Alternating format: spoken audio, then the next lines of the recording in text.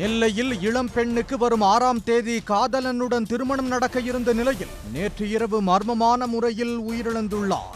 தற்கொலை என பெற்றோர் தரப்பிலும் ஆணவ கொலை என காதலன் தரப்பிலும் குற்றம் சாட்டப்படுகிறது. இளம் பெண் மரணத்தில் நடந்தது என்ன?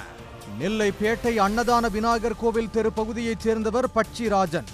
இவரது மகள் 19 வயது சிவமதி. இவர் கல்லூரியில் 2ஆம் ஆண்டு படித்து வந்தார். சிவமதி மாற்று சமூகத்தைச் சேர்ந்த இளைஞர் ஒருவரை காதலித்து வந்ததாக கூறப்படுகிறது. இந்த விவகாரம் குடும்பத்தினருக்கு தெரிய வந்து காதலுக்கு எதிர்ப்பு தெரிவித்துள்ளனர்.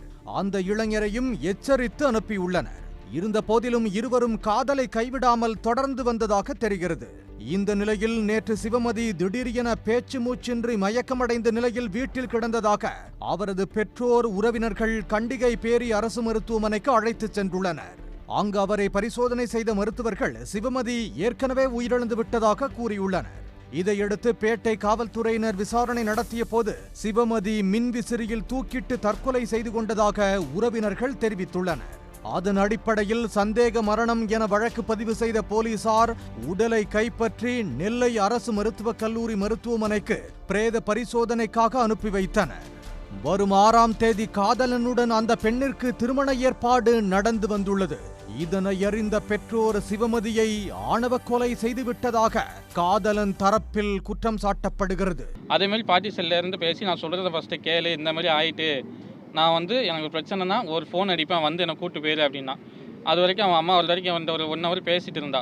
அம்மா வந்த உடனே நான் மீட்டில் நீ போட்டுக்கோ, அவங்க என்ன சொல்கிறாங்கன்னு கேளு அப்படின்னு சொல்லும்போது அவங்க அம்மா அவங்க தாய்மாமா வந்து இந்த மாதிரி தகாத வார்த்தையெல்லாம் பேசினாங்க. பேசிட்டு ஒரு 1/2 ஹவரில் செல்லு வந்து சுவிட்ச் ஆஃப் ஆயிடுச்சு. அதுக்கப்புறம் அந்த பொண்ணு வந்து சாயங்காலம் ஒரு 3:30 மணி அளவில் நான் பார்த்தேன். அந்த வழியாக போகும்போது மாடியில் நின்னான். கை காமிச்சேன், பேசினேன், சிரித்தேன், அழுதா. ரொம்ப நீ அழாத, நான் இருக்கேன்ட்டு சைக்கிளை சொல்லுதான். அதுக்கப்புறம் யாரோ வந்துட்டாங்கன்னு நினச்சி உள்ளே போயிட்டான். அதுக்கப்புறம் ஈவினிங் ஒரு 6 மணிக்கு தான் அந்த சைடு போகும்போது அந்த மாதிரி மேட்ரு எனக்கு தெரியும். சிவமதி மரணம் தொடர்பாக சந்தேகம் எழுந்துள்ள நிலையில் விசாரணை நடத்த மாநகர காவல் ஆணையர் மணிவண்ணன் டவுன் உதவி ஆணையர் இளவரசனை விசாரணை அதிகாரியாக நியமித்துள்ளார்.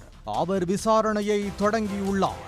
உடற்கூறாய்வு முடிவுகள் வந்த பிறகே சிவமதி தற்கொலை செய்து கொண்டாரா, கொலை செய்யப்பட்டாரா, தற்கொலை என்றால் அதற்கான காரணம் என்ன என்ற விவரங்கள் தெரியவரும் என போலீசார் தரப்பில் கூறப்படுகிறது.